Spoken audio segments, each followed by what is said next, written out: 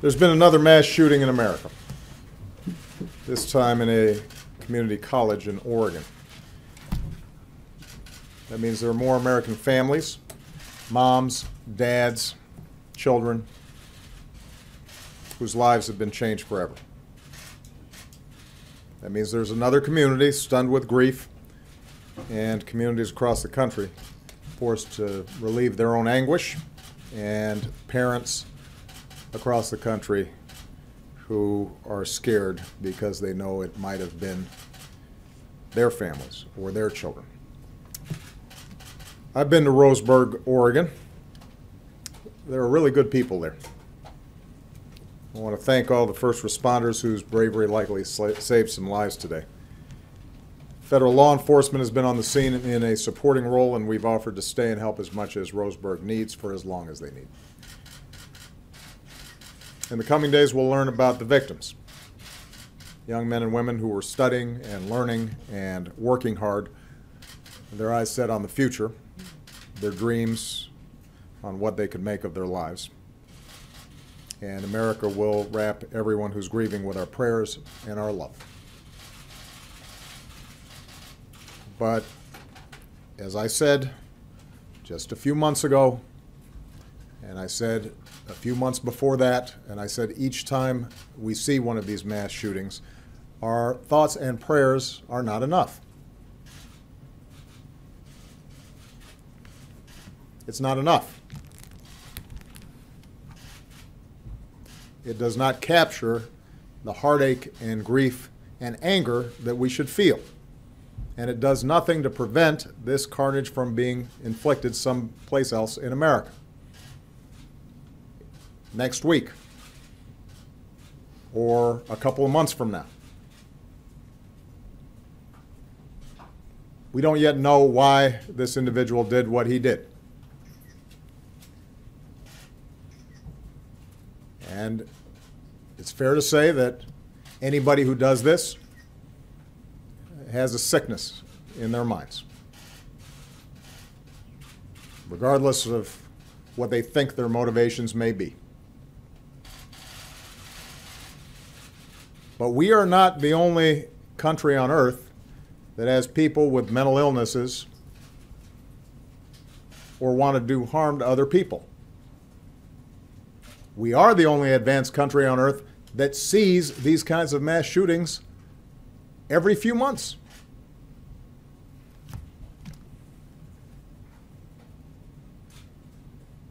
Earlier this year, I answered a question in an interview by saying, the United States of America is the one advanced nation on earth in which we do not have sufficient common sense gun safety laws, even in the face of repeated mass killings. And later that day, there was a mass shooting at a movie theater in Lafayette, Louisiana. That day. Somehow this has become routine. The reporting is routine. My response here at this podium ends up being routine. The conversation in the aftermath of it, we've become numb to this. We talked about this after Columbine and Blacksburg, after Tucson, after Newtown, after Aurora, after Charleston.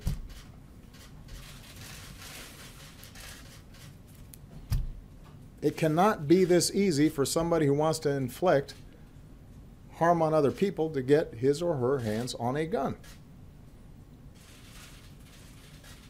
And what's become routine, of course, is the response of those who oppose any kind of common sense gun legislation. Right now, I can imagine the press releases being cranked out. We need more guns, they'll argue. Fewer gun safety laws.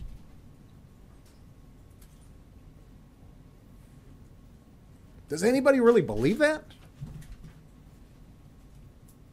There are scores of responsible gun owners in this country. They know that's not true. We know because of the polling that says the majority of Americans understand we should be changing these laws, including the majority of responsible, law-abiding gun owners. There is a gun for roughly every man, woman, and child in America. So how can you, with a straight face, make the argument that more guns will make us safer? We know that states with the most gun laws tend to have the fewest gun deaths. So the notion that gun laws don't work or just will make it harder for law-abiding citizens and criminals will still get their guns, it's not borne out by the evidence. We know that other countries, in response to one mass shooting, have been able to craft laws that almost eliminate mass shootings. Friends of ours, allies of ours, Great Britain, Australia, countries like ours. So we know there are ways to prevent it. And of course, what's also routine is that somebody somewhere will comment and say, Obama politicized this issue. Well, this is something we should politicize. It is relevant to our common life together, to the body politic. I would ask news organizations, because I won't put these facts forward, have news organizations tally up the number of Americans who've been killed through terrorist attacks over the last decade and the number of Americans who've been killed by gun violence. And post those side by side on your news reports. This won't be information coming from me, it will be coming from you. We spend over $1 trillion and pass countless laws and devote entire agencies to preventing terrorist attacks on our soil, and rightfully so. And yet, we have a Congress that explicitly blocks us from even collecting data on how we could potentially reduce gun deaths. How can that be?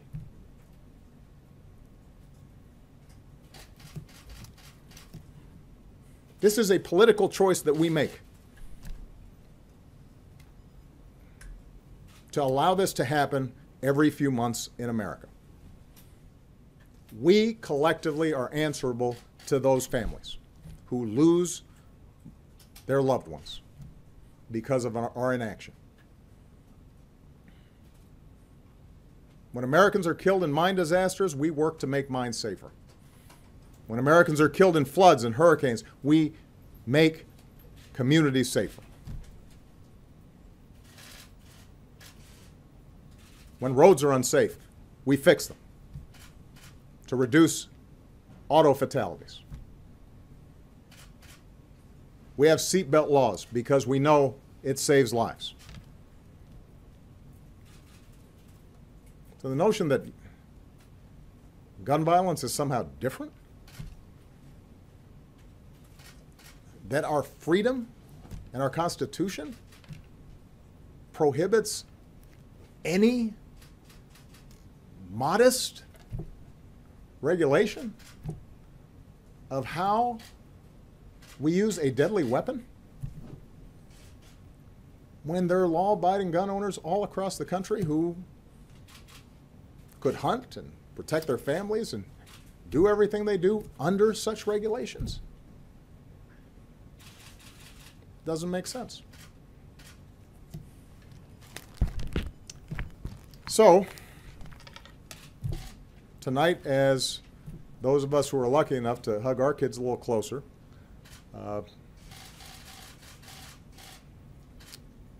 are thinking about the families who aren't so fortunate, I'd ask the American people to think about how they can get our government to change these laws and to save lives and to let young people grow up. And that will require a change of politics on this issue. And it will require that the American people, individually, whether you are a Democrat or a Republican or an independent, when you decide to vote for somebody, are making a determination as to whether this cause of continuing death for innocent people should be a relevant factor in your decision. If you think this is a problem, then you should expect your elected officials to reflect your views. And I would particularly ask America's gun owners who are using those guns properly, safely, to hunt, for sport, for protecting their families, to think about whether your views are properly being represented by the organization that suggests it's speaking for you.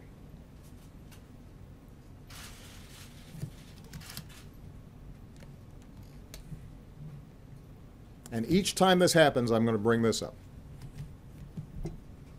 Each time this happens, I am going to say that we can actually do something about it, but we're going to have to change our laws.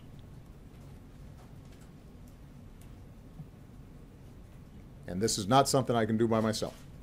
I've got to have a Congress, and I've got to have state legislatures and governors who are willing to work with me on this. I hope and pray that I don't have to come out again